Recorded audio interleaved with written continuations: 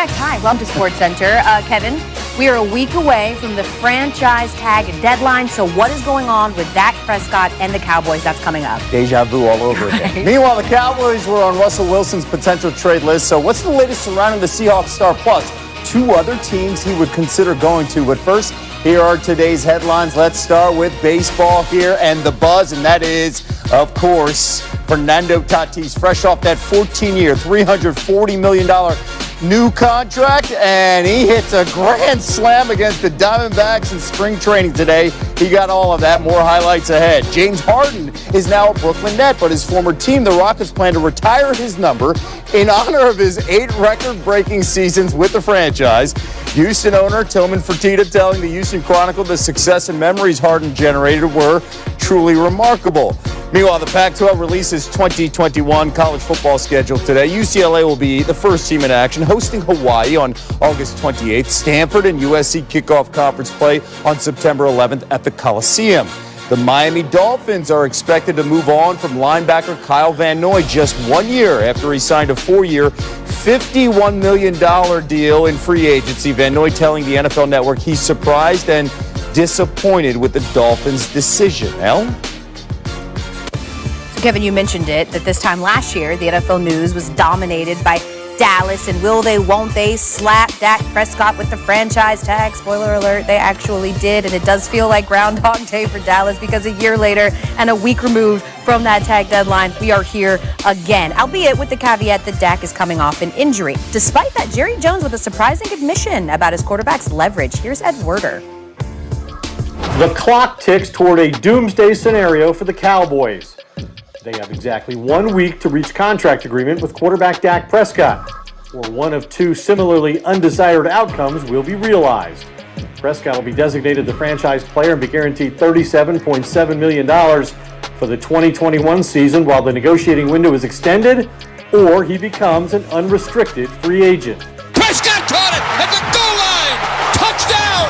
There's your razzle-dazzle. As Jerry Jones has said, Prescott has all the leverage, which is amazing considering he played on the franchise tag last season and suffered the worst possible consequence, a season-ending injury. That's how bad the situation has become for the Cowboys. He should be back 100% for next season without any questions. Prescott and agent Todd France have no incentive to make any major concessions, knowing the worst possible outcome for the quarterback is to be franchise tagged a second time, make $69 million over 2 years, and likely become an unrestricted free agent in his prime at this very time next year.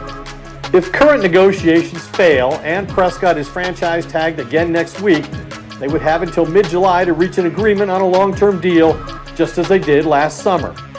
While the exact salary cap numbers remain uncertain, the Cowboys currently have only $18.5 million in cap space. That's not nearly enough for Prescott without restructuring other contracts or releasing Cowboys players. Ed Werder joining us now with much more. Ed, you mentioned the devastating right ankle injury that ended Dak's season. What's the latest on his recovery? Yeah, Kevin, late last year, Prescott required a second surgery on the right ankle that he dislocated in Week 5 against the Giants, and that was necessary because the primary concern with the initial surgery was to protect him against an infection since he suffered an open fracture.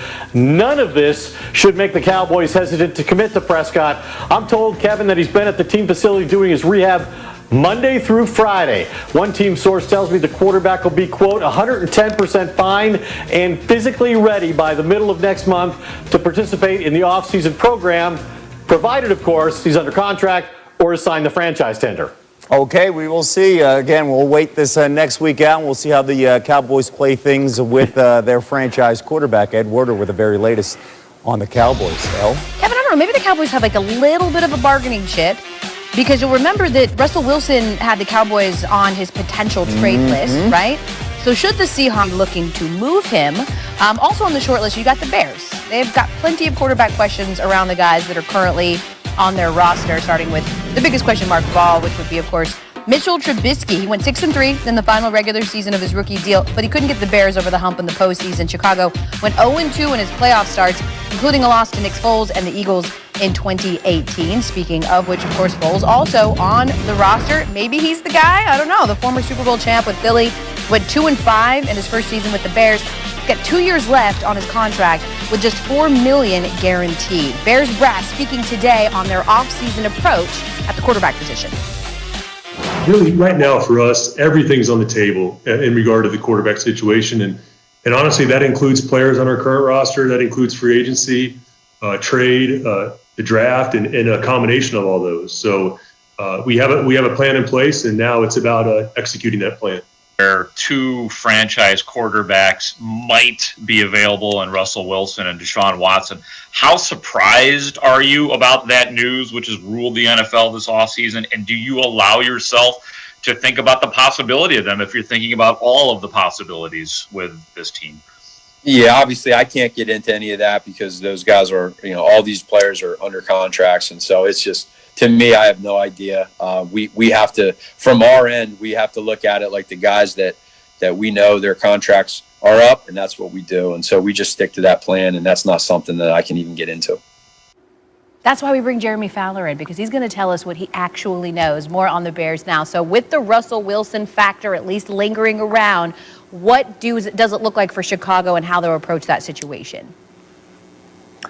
Well, Elle, I expect the Chicago Bears to at least take their shot here because a source told me Russell Wilson likes that they have an emerging offensive line, a good, solid offensive-minded coach in Matt Nagy, and they have an intriguing market in Chicago. So they'll call around on this. I keep hearing from the Seattle side, Seahawks are not going to deal him. They have nothing in the works. Russell Wilson himself does not expect to be dealt right now. But Wilson is watching the situation closely because he wants more in their push for a Super Bowl. He wants to see himself better protected, some future plans in place. If he doesn't feel like he's getting that in the next weeks or months, he could make this even more difficult, up the ante publicly. So we'll see. Maybe that opens a door for the Bears, but they'll have some backup plans too. Watch out for Alex Smith potentially if he's released by Washington. He has a long-standing relationship with Matt Nagy. Then there's Mitchell Trubisky. I think that's less likely at this point. Both sides could use a fresh start from what I'm hearing. It's interesting because the Bears are sort of dealing with this, but they've actually got a really huge decision to make, not at quarterback, but also at wide receiver. What's the plan for their top free agent, Allen Robinson? Yeah.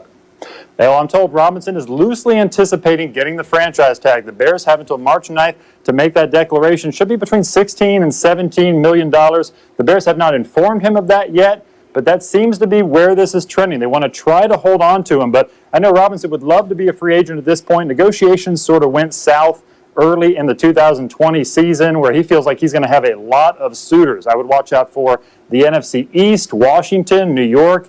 Those could be teams looking to upgrade at that important position. I'd say so. Allen Robinson caught 200-plus passes over the last 2 seasons. The only others to do that, DeAndre Hopkins, Keenan Allen, Travis Kelce.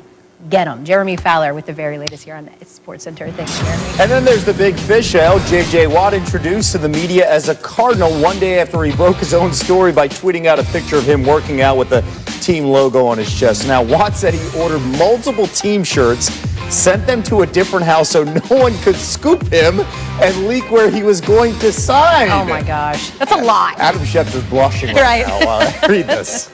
Here's Watt today. The longer I looked at it, the more it just signs kept pointing back down here. You know, there's a lot of exciting things about what's happening down here in Arizona. I've always said in this league you have to have a quarterback to have a chance, and there's a young, extremely talented quarterback here who can do big things and is going from year 2 to year 3 and can take an even bigger jump to continue to grow and progress and be even better. I mean, you got DeAndre Hopkins, who's one of the best wide receivers in the league. I'm obviously very familiar with. You've got a defensive scheme and that's led by Vance Joseph, who I was with my first 3 years down in Houston when under Wade Phillips. And Vance runs a similar scheme to Wade, which is a scheme I'm very familiar with and very comfortable with and excited to play in.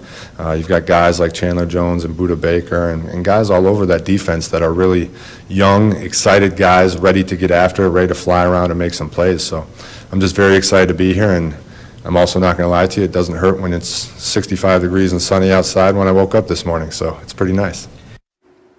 Oh, thanks a lot. Sure. Yeah. So jelly. Good for you. Yeah. Watt wore number 99 with the Texans, but that number was previously retired by the Cardinals in honor of Marshall Goldberg, who played for the franchise in the 1940s. So he got the blessing from Goldberg's daughter to wear number 99 with the Cardinals in Arizona.